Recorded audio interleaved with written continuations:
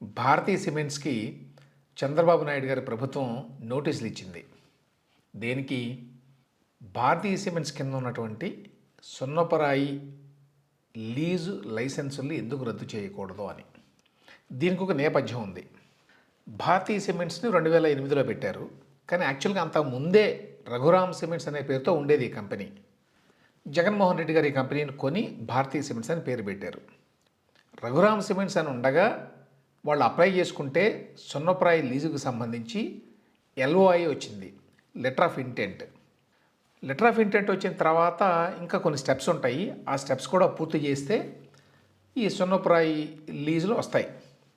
అయితే ఈలోగా రఘురామ్ సిమెంట్స్ని జగన్మోహన్ రెడ్డి గారు కొనుక్కున్నారు. ఆయన ఆధ్వర్యంలో నడుస్తోంది. అయితే వాళ్ళు ఏవైతే మ్యాండేటరీగా ఉంటాయో స్టెప్స్, ఆ స్టెప్స్ని పూర్తి చేయాల. ఏంటి ఆ స్టెప్స్ అంటే, పర్యావరణానికి సంబంధించి క్లియరెన్స్ తెచ్చుకోవాలి, అలాగే అటవీ భూములకు సంబంధించి క్లియరెన్స్ తెచ్చుకోవాలి, తర్వాత భూమికి సంబంధించి కూడా కొన్ని ప్రత్యేకమైన అనుమతులు ఉంటాయి. వీటన్నిటిని చెయ్యాల భారతీయ సిమెంట్స్. కారణాలు ఏంటో తెలియదు. కానీ అప్పటికి వైఎస్ రాజశేఖర రెడ్డి గారు చనిపోయారు, రోసయ్య గారు, తర్వాత కిరణ్ కుమార్ రెడ్డి గారు వచ్చారు, జగన్మోహన్ రెడ్డి గారు కూడా రాజకీయాల్లో బిజీ అయిపోయారు. అందువల్ల ఏమో తెలియదు. దాన్ని ఆసరాగా తీసుకొని చంద్రబాబు నాయుడు గారి ప్రభుత్వం 2016లో ఆ లెటర్ ఆఫ్ ఇంటెంట్ని కూడా క్యాన్సిల్ చేసింది. దాని మీద జగన్మోహన్ రెడ్డి గారు కోర్టుకు వెళ్ళారు. ఈలోగా ఈ మినరల్స్కి సంబంధించి, వాటి లీజుకు సంబంధించి కేంద్ర ప్రభుత్వం కొన్ని సవరణలు చేసింది. దాని ప్రకారం ఏంటంటే, మేజర్ మినరల్స్ అని ఏవైతే ఉన్నాయో అందులో ఈ సున్నప్రాయి కూడా వస్తుంది. వీటిని నేరుగా కేటాయించడానికి వీల్లేదు, ఆక్షన్ ద్వారా మాత్రమే కేటాయించాలి అని చెప్పి ఈ పాలసీ ఫ్రేమ్వర్క్ని మార్చారు. అయితే ఈలోగా జగన్మోహన్ రెడ్డి గారు 2018లో అధికారంలోకి వచ్చారు. వచ్చిన తర్వాత కోర్టు వారు ఒక ఆర్డర్ ఇచ్చారు ఆయన వేసిన పిటిషన్ మీద. ఏమని?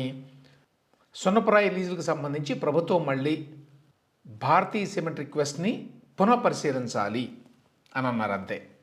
అంటే మళ్ళీ ఒకసారి చూడండి అని గవర్నమెంట్ని. గవర్నమెంట్ ఎవరిది? జగన్మోహన్ రెడ్డి గారిదే. కాబట్టి ఆయన ప్రభుత్వం దాన్ని పునఃపరిశీలించి సున్నప్రాయి లీజుని ఇచ్చేసింది. 2 చోట్ల ఇచ్చింది. ఒకటేమో 500 ఎకరాలు, ఇంకోటేమో 235 ఎకరాలు. ఇది ఎప్పుడు జరిగింది? 2024 ఫిబ్రవరిలో.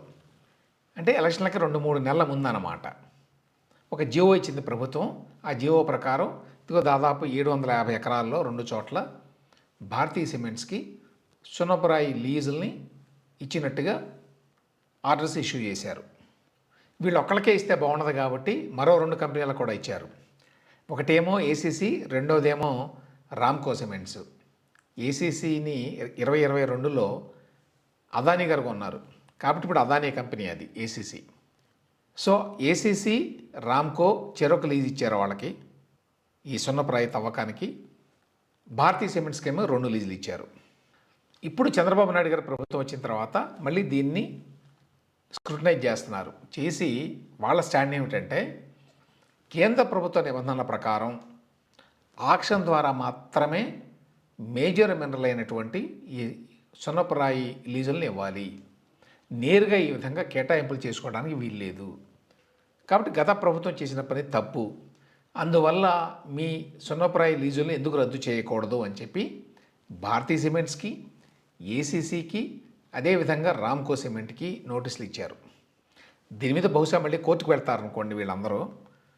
కాకపోతే ఒకవేళ కేంద్ర ప్రభుత్వ కొత్త నిబంధనల ప్రకారం ఈ విధంగా ఇవ్వడం కరెక్ట్ కాదు అని చెప్పి కోర్టు కూడా చెప్పింది అనుకోండి, అప్పుడు కొంచెం ఇబ్బందులు పడతారు.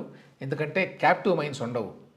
నిజానికి భారతీయ సిమెంట్స్కి 2024 వరకు కూడా ఈ క్యాప్టివ్ మైన్ లేకపోవడం చేత బయట కొనుక్కునేవాళ్ళు.